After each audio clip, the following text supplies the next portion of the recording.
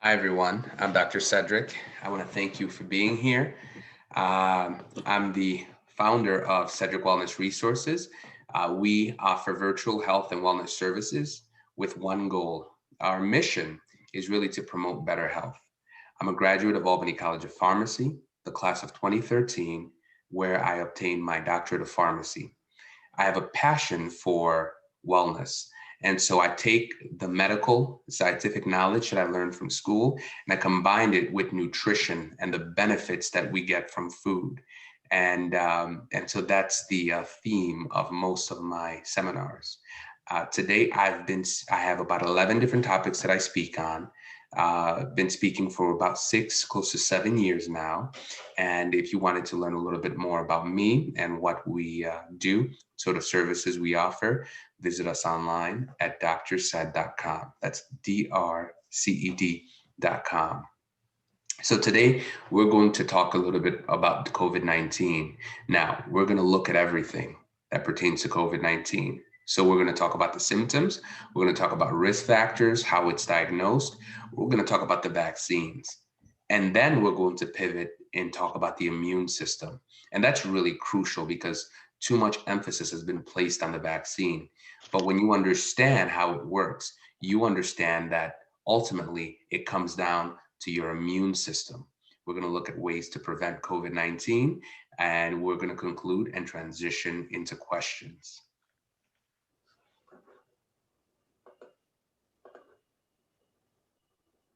So it all started in early 2020. A new virus made headlines around the world. The origins of this virus was said to have been from a food market in Wuhan, China.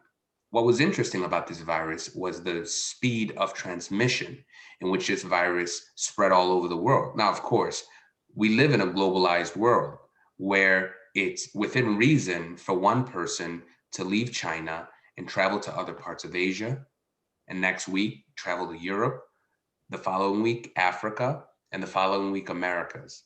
So that's absolutely possible today. So we can see how easily a virus can spread all over the world. Now, worldwide to date, this virus has been responsible for tens of millions of infections globally.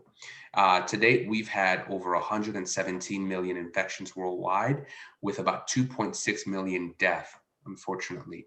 Now, back home here in the United States, we've had about 29.2 million infections with over 500,000 deaths. So this is the exact definition of a pandemic, a disease that is not localized to China or even regions such as Asia, but is found all over the world. Now, coronaviruses themselves are nothing new. Actually, we've known about them for a long time.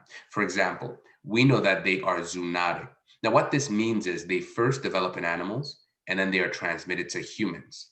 And this transmission from animals to humans is a result of close contact or proximity to the infected animals. Now, according to the official story, it may have changed at this point, but what they were saying at first was that someone in a flea market in Wuhan must have purchased some sort of bat or pangolin or some type of exotic animal that was infected.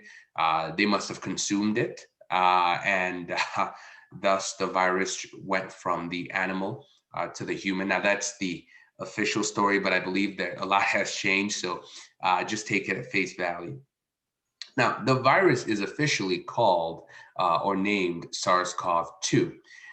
So why do we call it COVID-19? Well, that's because it takes the first two letters of the word corona, the first two letters of disease, and the first two letters of corona, the first two letters of virus, and the first letter of the word disease. And then the 19 comes from 2019.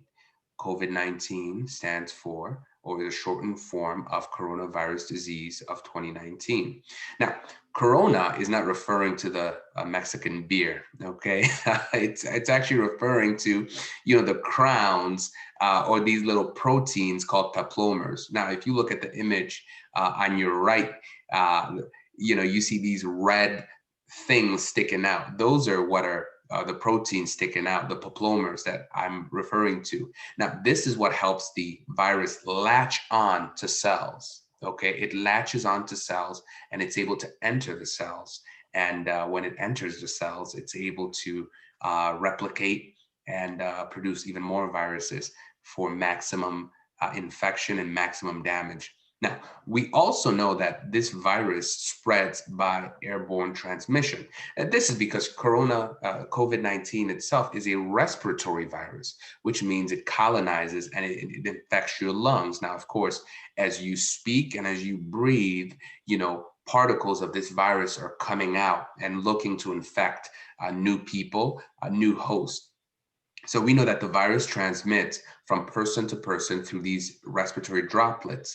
And so interesting thing about that is that small infectious particles can actually linger in the air for hours. So this means if I were positive of COVID-19 and I sneezed on a surface and somebody came along and touched that surface and then maybe touched their face, they would in effect be exposing themselves to viruses of COVID-19. So that's something interesting to note about this virus. Now, of course, infections through close contact with infected people is perhaps the most common way that this virus is transmitting from person to person. So for much of 2019 and much of 2020, we really didn't have anything that we could do in terms of therapy. So the World Health Organization and the CDC really had three suggestions or recommendations that they stood behind. The first one was for everyone to keep their distances or social distances, as you may have heard. This was an effort to keep people at least 6 feet apart, whether it was at work, at school, in their homes or just out and about in public. So this was an attempt to avoid contact with those who were sick. And also there was an initiative to tell anybody who was sick or who was displaying symptoms to stay at home and not bring it out to the public or to their job site or their school or anywhere else that they socialize frequently. The next recommendation they had was to wear masks. Now, contrary to popular belief, when you wear a mask, you're not doing it to protect yourself from somebody else's air particles. When you wear a mask, you're actually, interestingly enough, protecting other people from your own air particles and air droplets. And so what this means is normally when somebody speaks or breathes, the trajectory is outward, okay? And that's how you infect other people. However, when you're wearing a mask, it actually muffles that trajectory, which means rather than the air particles going outward, they are muffled and they go downward and stick close to your body. So this is a way to reduce the risk and the rate of infection for other people. And the third thing they recommended was for everyone to just wash their hands. Now, of course, this sounds like common sense, but it is also because if someone who is infected touches a surface, maybe they've touched their face or they've touched their nose and they touch a surface, and you come along, such as an elevator, and you push the same button, you likely have just contracted the virus along your hands or your finger. So this was a way to make sure that, throughout the day you wash your hands. Now, of course, if you don't have access to soap and water, then use a hand sanitizer, but always use a hand sanitizer sparingly.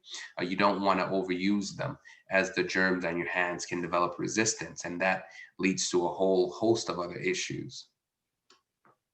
So we know that COVID-19 is a respiratory virus. So when we're looking at symptoms, we have to look at the respiratory tract to see what sort of symptoms will manifest. So, for example, we know that COVID-19 has an incubation period of up to 2 weeks. That's about 14 days. What this means is that someone who is positive for COVID-19, someone who has been infected with COVID-19 may not display symptoms for up to 2 weeks. So this makes it very difficult to know who has it because they're asymptomatic. They're not showing any symptoms. They look and feel normal, but they've been colonized. They've been infected by this virus. And so this has been one of the reasons why governments all around the world have had a very difficult time in terms of controlling the spread of this virus. They've had a very difficult time. And so this is the reason why, you see trends go up and down and up and down because we can't quite put our hand to this thing. It's very difficult to tell who has it, especially because many people who have it are not displaying any symptoms. So really, the virus is spreading through asymptomatic means, and so this is why it's been very difficult for governments all around the world to contain it. Now, of course, if you do start showing symptoms, there are actually three categories that I want to talk to you about. The first category are the less common symptoms. So these are symptoms such as sore throat, headache, muscle ache, pink eye, and even a runny nose. The next category are the more common symptoms. Now, these symptoms are things such as shortness of breath, worsening cough, fever, chills, and even fatigue. So those are typically what you'll experience if you have COVID-19. However, there's a third category of symptoms that you want to be very cautious about. What that means is if you start developing or experiencing these symptoms, the first thing you want to do is call 911 or make your way to the ER, because these are the symptoms that ultimately end up hospitalizing people, okay, placing them on ventilators. And ultimately, these are the symptoms that are killing people, right? And so these are symptoms such as difficulty or trouble breathing, okay, bluish lips or bluish face. This is due to the lack of oxygen that you're not getting enough of because of the troubled breathing. Things such as chest pain, confusion, and even excessive drowsiness. Okay, so this is a sign that, hey, the colonization, the infection is severe. And you can't just sit this one out. You can't just sleep it off. You can't just take a NyQuil and you'll feel better in the morning. If this continues to progress the way it's progressing, you will die. And so this is why you find a lot of people have died from COVID. Again, on that point of a lot of people dying from COVID, we had a spike in death when this started. And I believe that a lot of it was due to the fact that people mistook the symptoms of COVID-19 for being the symptoms of the flu. See, because COVID-19 is so new for us, and the symptoms are very similar to those of the flu, a lot of people just assumed that, hey, I'll just do what I do for the flu. I'll just take what I normally take for the flu and things will be better in the morning. Well, I want to tell you that the difference is, I want to highlight the differences and similarities between COVID-19 and the flu. Really, this is to show you how much more severe COVID-19 is to the flu and how to differentiate the two. The first thing I'd like to point out is something called the R0 number. So this tells you the rate of infection amongst people. So for example, the R0 number for the flu is 1.3. What this means is, on average, someone with the flu is likely to infect 1.3 other people, statistically. Now, someone with COVID-19 is likely to infect 2.5 other people. All right, so already you're seeing that COVID-19 is far more transmissible than the flu. The next point I want to highlight is incubation time. This is the time in which you get infected by the virus to the time in which you begin to show symptoms. With the flu, you have an incubation period of about 4 days. With COVID-19, you have an incubation period of up to 14 days. That's 2 weeks. With someone with the flu, okay, by the third or fourth day, everybody knows that you have the flu because you're coming down with the symptoms. So people generally know enough to stay away from you or keep their distance. Whereas with COVID-19, you've got a whole 2 weeks to infect people unknowingly because you're not displaying any symptoms and you don't feel any different. Therefore, the people have no reason to distance from you. And so this is one of the reasons why COVID-19 has been very difficult to contain. Now, when we look at the hospitalization rate, we see that typically with the flu, there's a hospitalization rate of 2%. Whereas with COVID-19, the hospitalization rate is about 19%. Now, if you've been watching the news or paying attention these last couple of months, I'm sure you've seen news specials that highlight how several times throughout this pandemic, hospitals have been overwhelmed. dealing with shortages in staffing, shortages in supplies, but also a surge in COVID infected patients. And so we've never really experienced that with the typical common flu, or at least not in my experience, but COVID-19 has overwhelmed hospital systems across this country several times throughout this pandemic. There's even a difference when we look at the fatality rate. With the flu, you have a fatality rate of about 0.1%, whereas COVID-19, that fatality rate is up to 3.4%. Now, as far as prevention is concerned, typically you would take your annual flu shot, you would take Tylenol cold and sinus, you would take, several other over the counters that can help you suppress the symptoms when you do have the flu.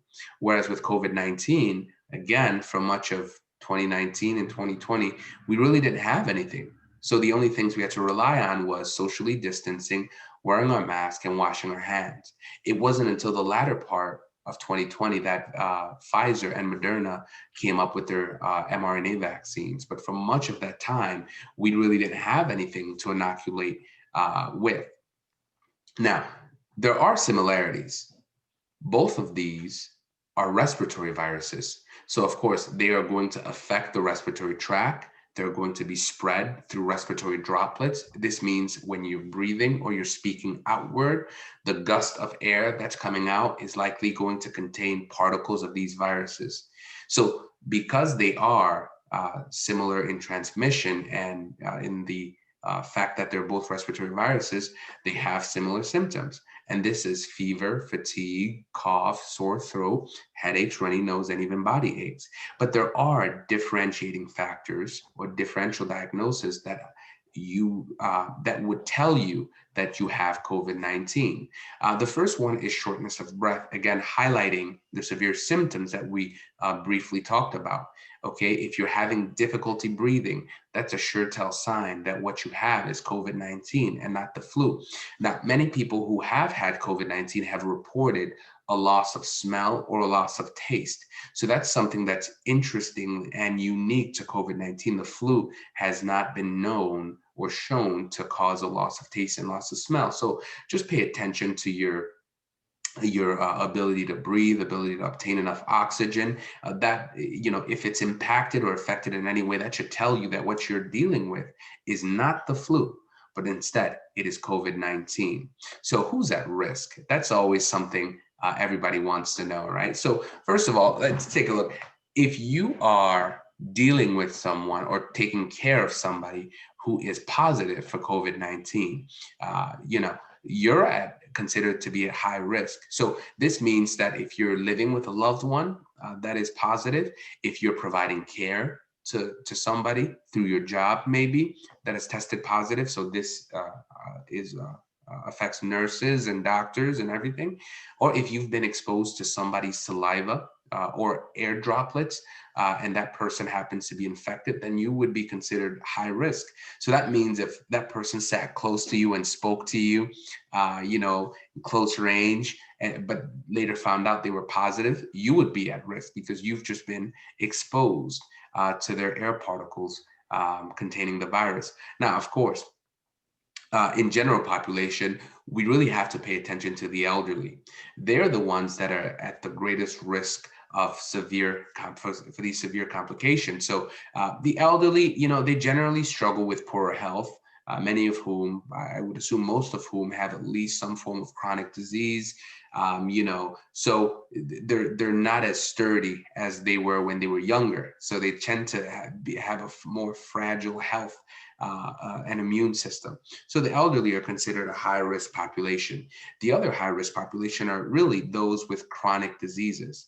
So we're talking about those who are diabetic, those who are obese, those who have any sort of heart condition, chronic kidney disease, or have a weakened immune system. Now, this may be through chemotherapy for cancer patients, those with HIV/AIDS, or those who are taking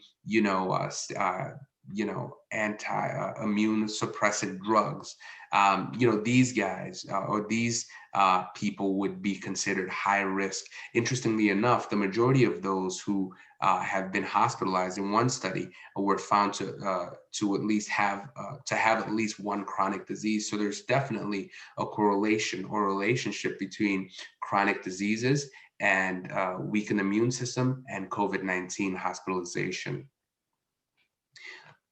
There's also another category of people who are considered high risk, and that's these are women that are currently pregnant. Apparently, pregnancy puts you at a higher risk for complications. Now, according to the CDC, pregnant women are more likely to experience severe COVID-19 illness. As a matter of fact, they noted that pregnant women entered the ICU, that's the intensive care unit of a hospital, at 3 times the rate as non-pregnant women. They also noticed that pregnant women had a higher mortality rate than non-pregnant women. So if you or someone you love or is pregnant, then they are considered high risk. You want to minimize their exposure or the risk of exposure as best as you can. The silver lining is that for those mothers who have been hospitalized with COVID-19, when they've recovered, they did not find that the fetal child, the child that she's carrying in the womb, the fetal child has not been put at risk due to the virus being mainly a respiratory virus. And so that's the good thing. I believe the amniotic sac is protecting the child. So thank goodness for that. So let's talk testing. Okay, now I want to ask the audience here, just asking the audience, who has been tested?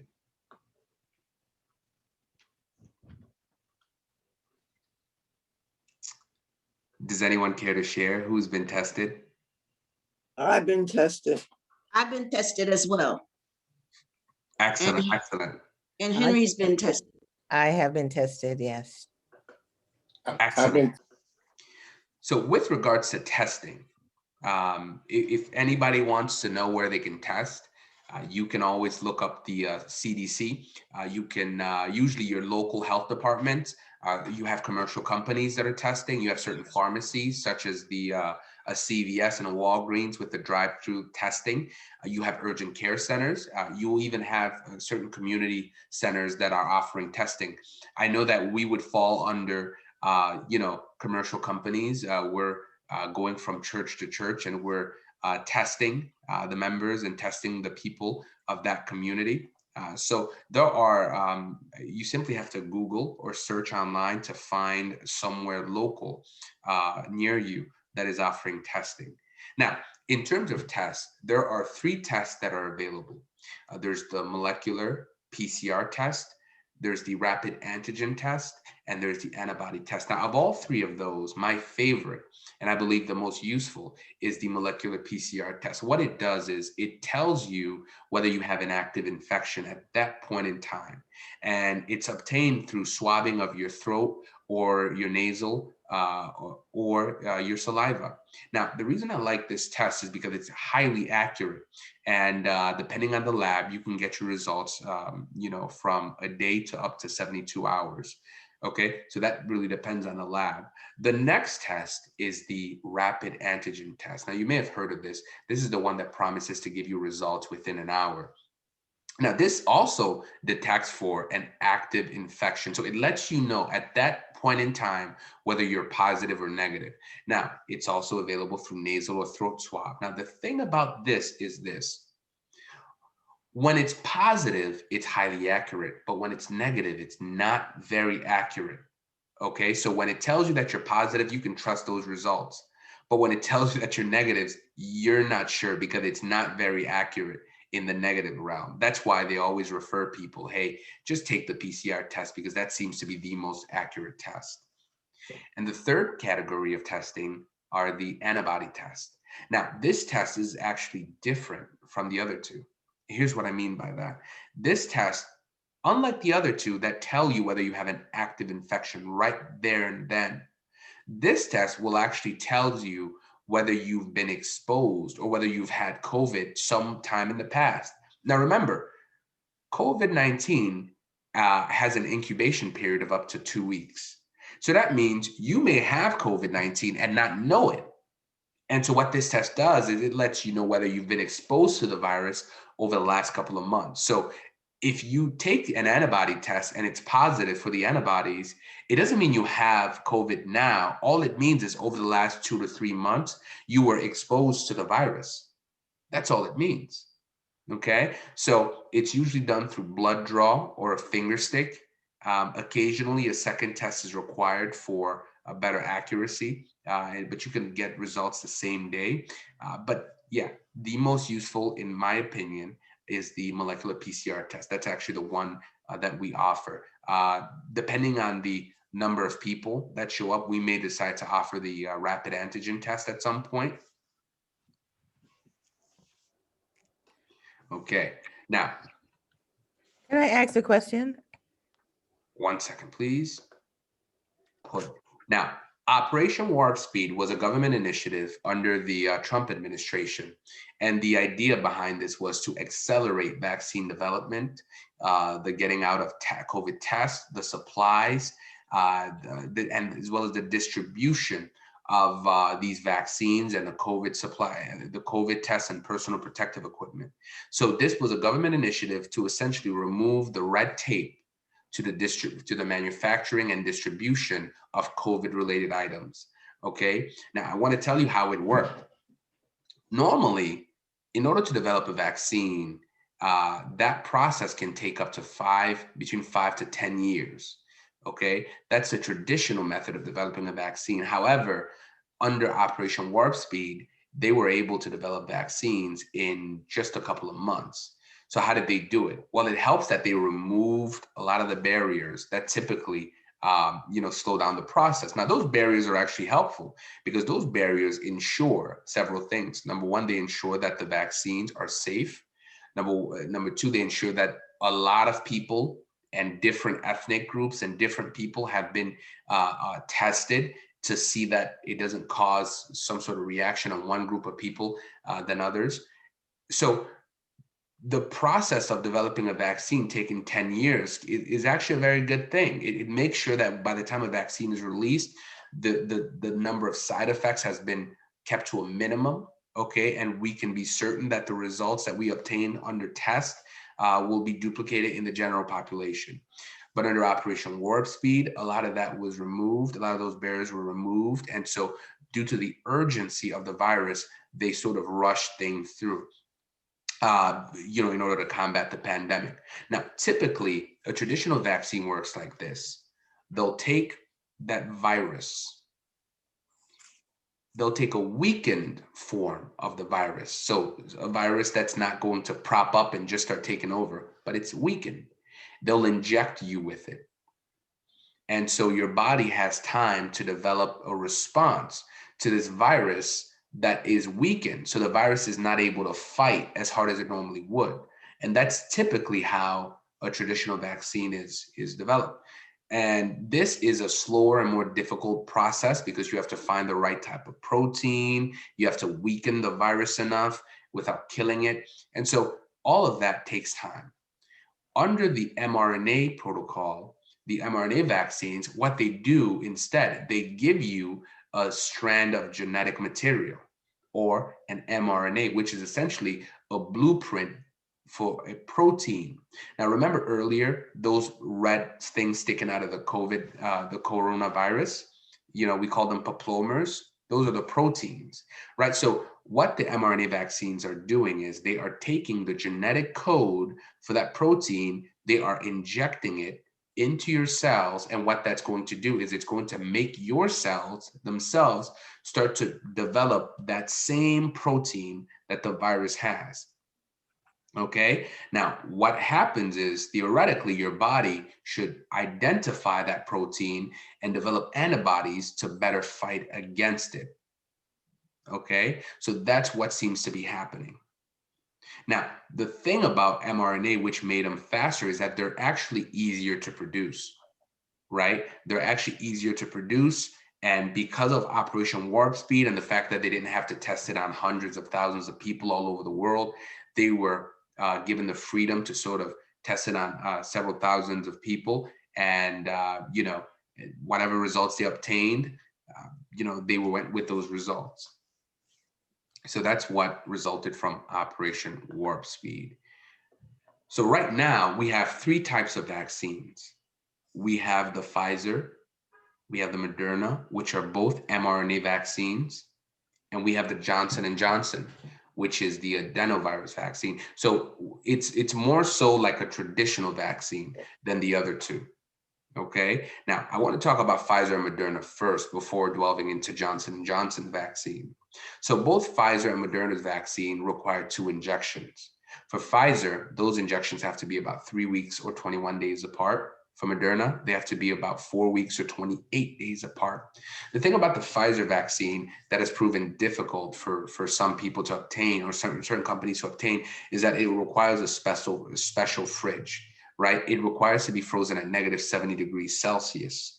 Otherwise, the vaccine starts to lose efficacy because the mRNA genetic material starts to decay or fall apart, okay? It loses stability.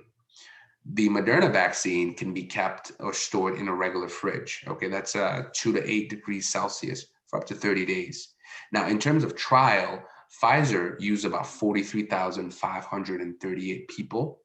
Moderna used about 30,000 people.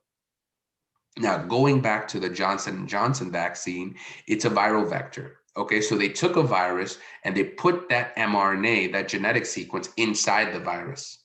Okay, then they injected the virus inside of you. So instead of your cells developing those viral proteins, the viral protein is actually found inside that virus.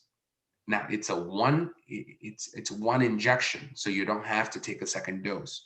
And as far as storage is concerned, you're looking at about 40°C for up to 3 months. So this has a longer shelf life, a lot easier to handle and store. And they tested this on about 40,000 people.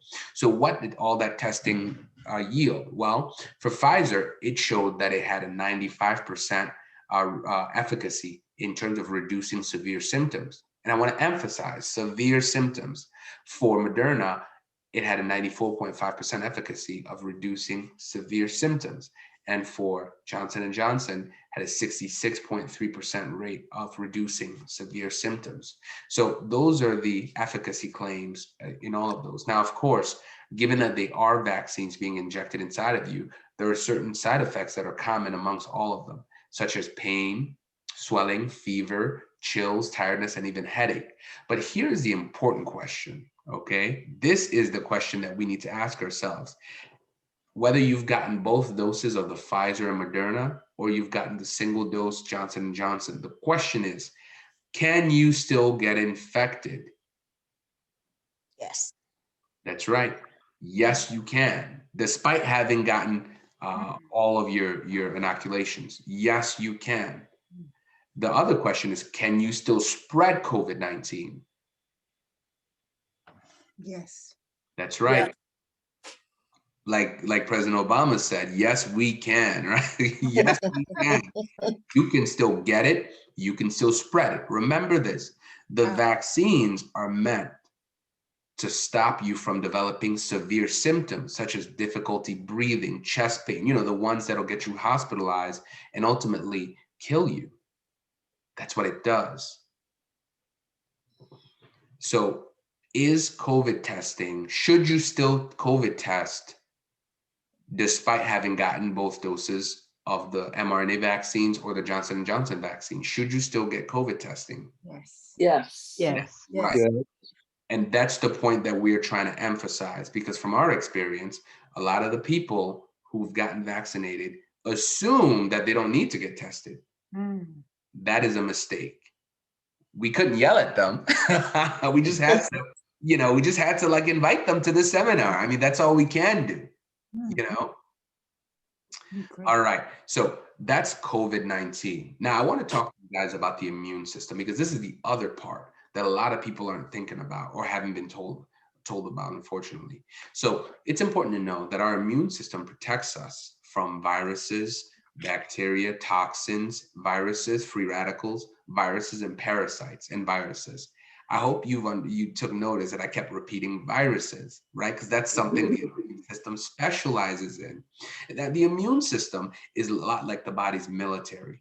And just like the military, it has protective barriers, specialized soldiers, manufacturing station, transportation systems, storage areas, and cleanup crews, just like a military. So let's take a look at the soldiers, right? You've got a category of soldiers called phagocytes. They specialize in finding and eating pathogen. These are foreign objects or foreign things in your body, such as viruses. You've got B cells that create the antibodies against these pathogen. Again, so when they identify something that's harmful to you, they create antibodies to lock onto them, identify them, harass them, and help other cells come in and gobble them up. You've got helper T cells. Now, these ones coordinate the immune response. They activate the B cells to be able to produce the antibodies, and they activate killer T cells. Now, the star of the show in terms of the soldiers are the killer T cells, because they specialize in attacking and killing those cells of yours that have been hijacked, okay, by viruses or even bacteria. And that's very important once we learn how viruses work. But there's also a lymphatic system. These are organs that are specialized in helping your immune response. So this consists of things like your tonsils. Hope you haven't gotten them removed. Your lymph node, your spleen, your thoracic duct, your sternochyli, and your thymus. Okay, these organs support your body's defenses by producing those soldiers we mentioned, storing them in the barracks, transporting them to battle sites around the body, and even employing cleanup crews. Okay, so these organs are crucial for a well-working immune system. Now, let's take a look at how viruses work. You know, viruses are a lot like that deadbeat 18-year-old son or daughter you have, okay? You know, they're 18 years old or maybe older, but they don't want to leave the house. You know, they don't want to go to work. They want to leech or mooch off of you. Now, here's why I say that, because viruses themselves, they cannot survive on their own. They actually need a host in order to survive. So they don't even reproduce on their own. They need to seize control of one of your cells, hijack it, and make that cell reproduce for it. So they're very lazy, okay? They're mooches, right? They hijack and they control and they coerce. And so if you take a look at the illustration over on the right, what do you see? You see a virus latching on using the protein molecule. You remember those peplomers we talked about? This is how COVID-19 works. It latches onto your cells, it tricks it into letting it in, then it releases its genetic material, which is then replicated by the cell's machinery, and then assembled as new viruses, which then are released and go off and repeat the same cycle over and over and over until your respiratory system or your body is overwhelmed by them.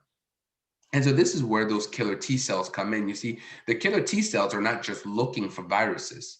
They're actually looking for cells that have been hijacked as well. So they're able to shut down the virus producing factories altogether. That's why they're so special with regards to viruses.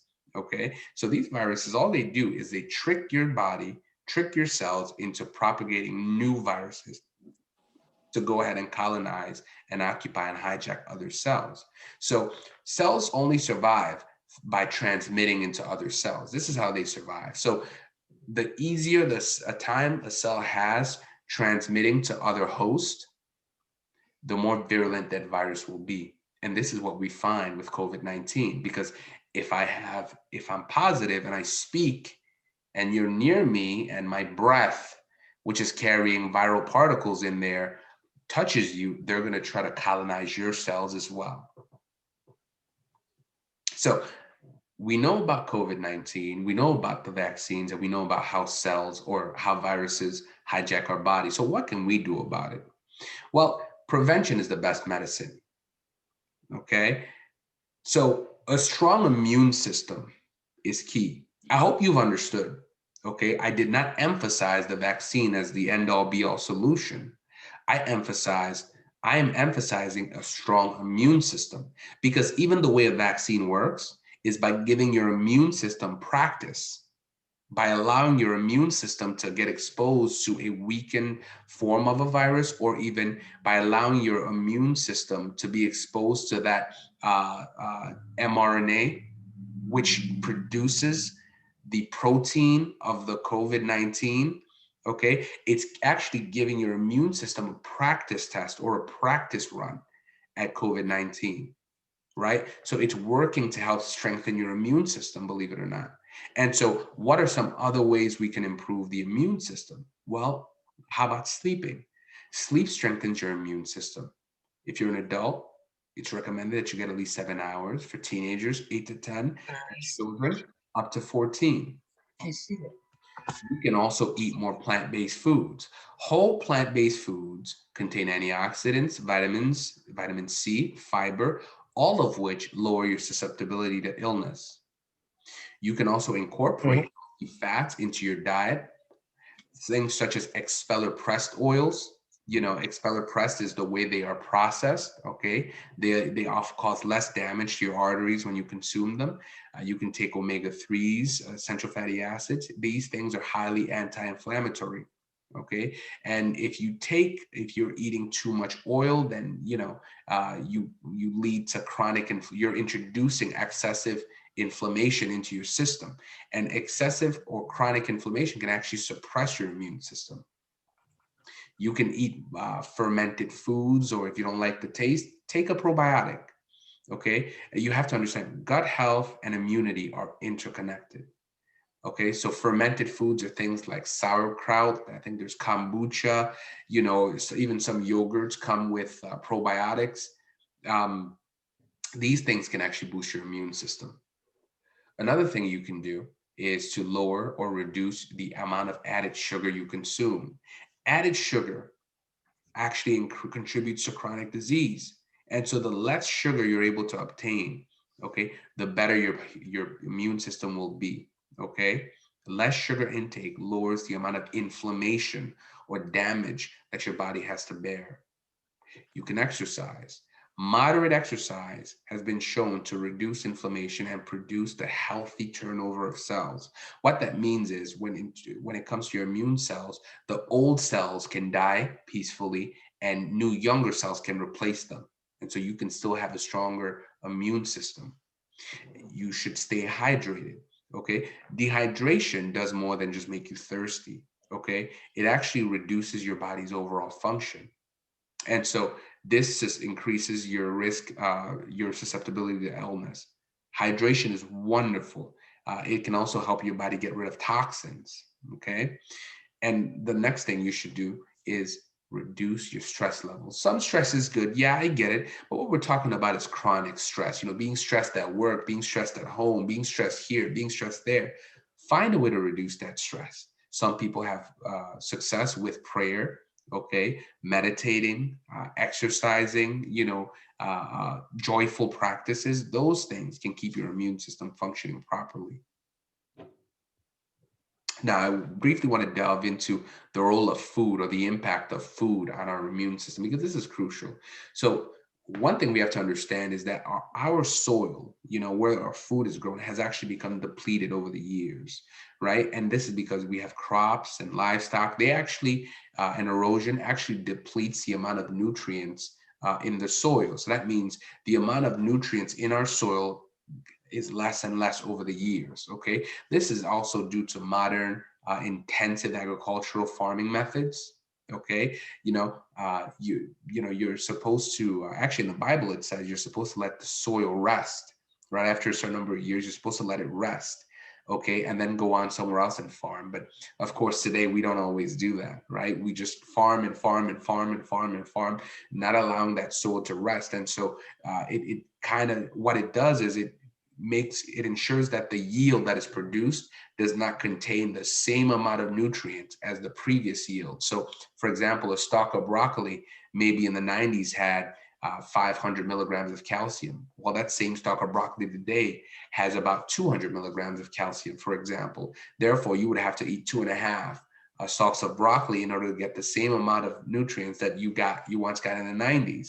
So just to give you an illustration, an idea to think about how the soil affects the food, which then affects our health. So many farmers, many growers don't actually reproduce or replenish the depleted nutrients, or all of the depleted nutrients. So this means that the food that we consume does not always provide us with as many nutrients as we need. And the thing about that is micronutrients are required for the immune system to function properly. Just to give you an example, A deficiency in any nutrient can actually suppress the immune system. For example, a deficiency in vitamin B2 can lead to stunted growth or poor skin. A deficiency in B12 can lead to anemia. Deficiency in vitamin C can lead to scurvy. A deficiency in vitamin D can lead to rickets. A deficiency in iodine can lead to goiters. A deficiency in vitamin K can lead to excessive bleeding. Now, there's a whole lot of vitamins and there's a whole lot of minerals out there. So think about all the minerals we're not getting through the typical Western diet. Okay, we're getting a lot of sugar, but not enough minerals, not enough nutrients. And so the point I'm trying to emphasize is this: these same micronutrients are absolutely important because they work together to support the work of the immune cells. We're talking about vitamins A, C, E, D, B6, B12, and even folic acid. We're talking about minerals such as iron, zinc, copper, and even selenium. These are essential for antibody production. Okay, this is your part of your defense, your immune system defense. Okay, now you also have a category called free radicals, okay, which are often as a result of a lot of the oils that we fry, things such as canola oil, Crisco, margarine, hydrogenation, horrible things. Okay, now back to the gut. The intestinal tract is the largest organ in the immune system. That's because it starts with your mouth and ends with your anus, okay? It's all one tube, all right? Now that is crucial for the strength of your immune system, absolutely crucial. Therefore, it's important to maintain your intestinal tract, your gut health. It is crucial. What we're talking about is things such as probiotics, putting good microbes in to keep bad microbes in check. Okay, not only that, probiotics can actually enhance the immune function against bacteria, viruses, and even fungi. Okay, and they also help improve digestion and your overall health. Yeah. Now, we're almost done, family, but I want to talk about perhaps the star of the show. I know we're talking about vitamins in a broad sense, but I want to bring to your attention something called vitamin D. Now, I've been following this for a long time. I remember a couple of months ago, Dr. Fauci was giving a testimony on the Senate floor, and they were asking him all these questions, and then somebody finally asked him what he was doing, sort of like, what he was taking for COVID-19. Well, he didn't say it was for COVID-19, but he mentioned that he was taking vitamin D. And, of course, the senators just moved on to another question, and I thought about it, and I said, he's taking vitamin D. I wonder what that means. So I looked into it, and it's very interesting what I found. So vitamin D is a fat-soluble vitamin that can be stored for long periods of time. It's typically available in two forms: D3, also known as cholecalciferol, and D2, also known as ergocalciferol. Now, here's where vitamin D gets interesting. Vitamin D is produced when the cholesterol that is made by your liver and mine, our livers make cholesterol, ladies and gentlemen. Vitamin D that is produced from cholesterol, when it's exposed to solar rays, the sun, it converts the cholesterol into vitamin D. So sunlight correlates with vitamin D, or the amount of vitamin D in your body. Okay, very important relationship. Now, prior to the pandemic, up to 40% of US adults were said to be deficient in vitamin D. Now take a look at this. Amongst Black Americans, 82% of Black adults are deficient in vitamin D. Among Hispanics, 56% of Hispanics are deficient in vitamin D.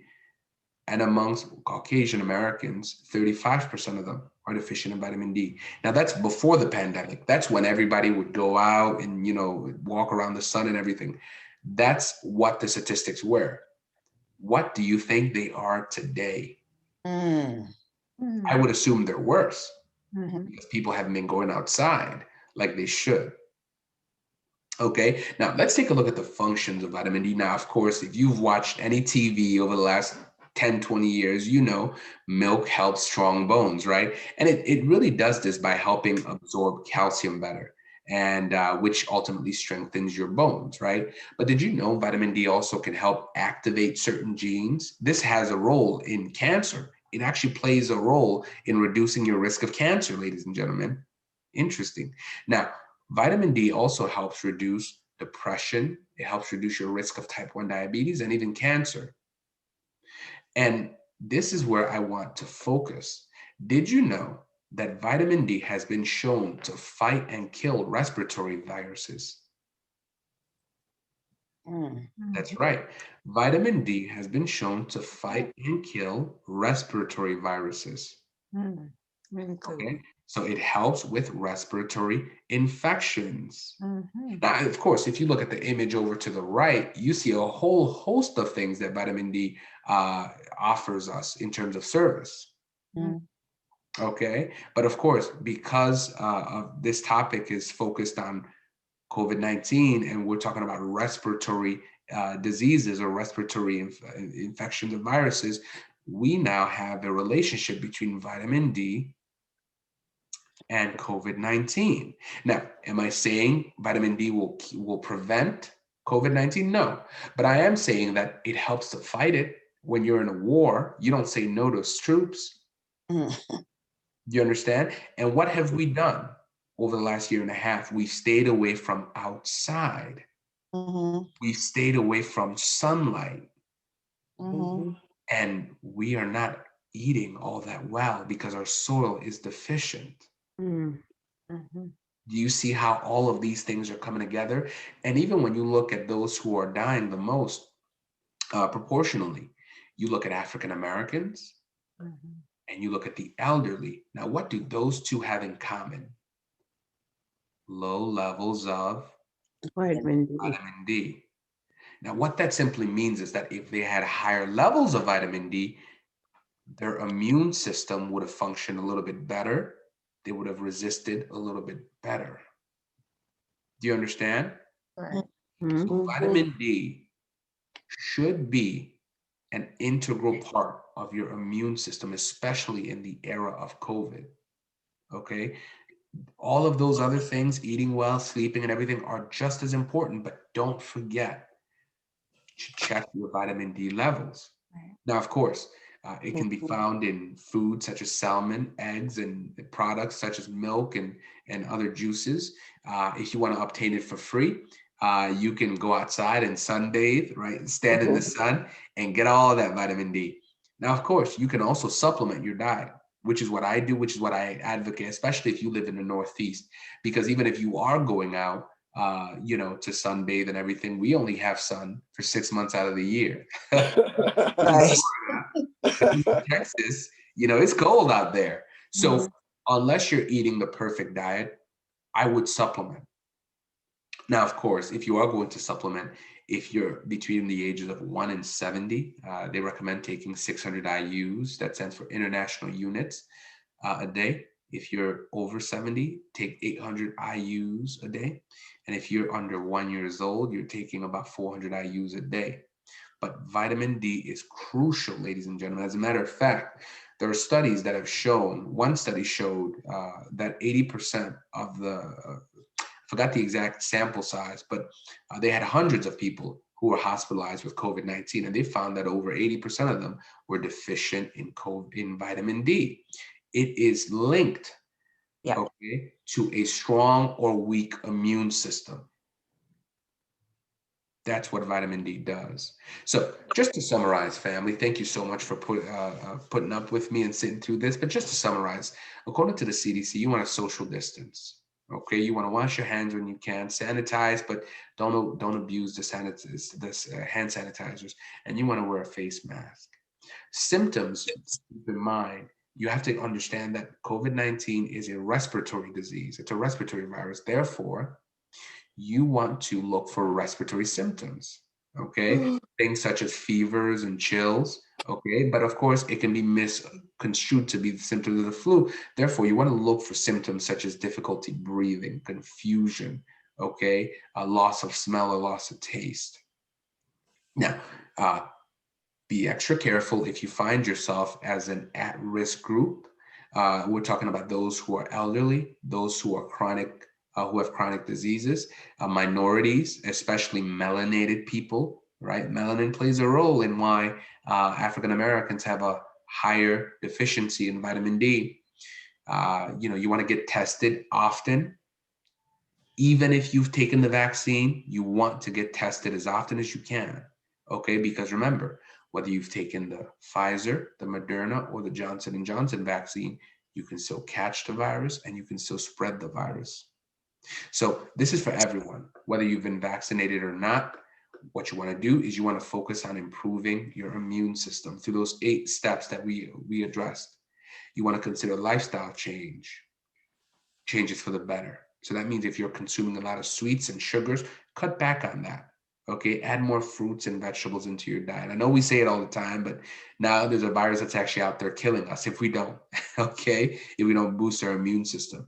You want to make the proper dietary changes, and you want to see if you're vitamin D deficient. And even if you're not, keep taking your vitamin D, ideally in liquid form, okay, ideally in liquid form. So this brings us to the end of our seminar. This list here shows a list of seminar topics that we at Dr. Cedrick, drced.com speak on. This was the COVID-19 presentation. I want to thank you. If anybody would like to learn more or subscribe to my website, where I can, whenever I have these seminars, I usually send out an email and invite people to join. So just go on drced.com and, subscribe. If anybody would like me to make recommendations on certain vitamins or certain supplements, if you have any health issues that you want me to address personally and privately, you can always visit me at wellevate.me/drced, and, I won't hesitate to make a recommendation for you. With that being said, I want to thank you all folks for being here. And I'm Dr. Cedrick.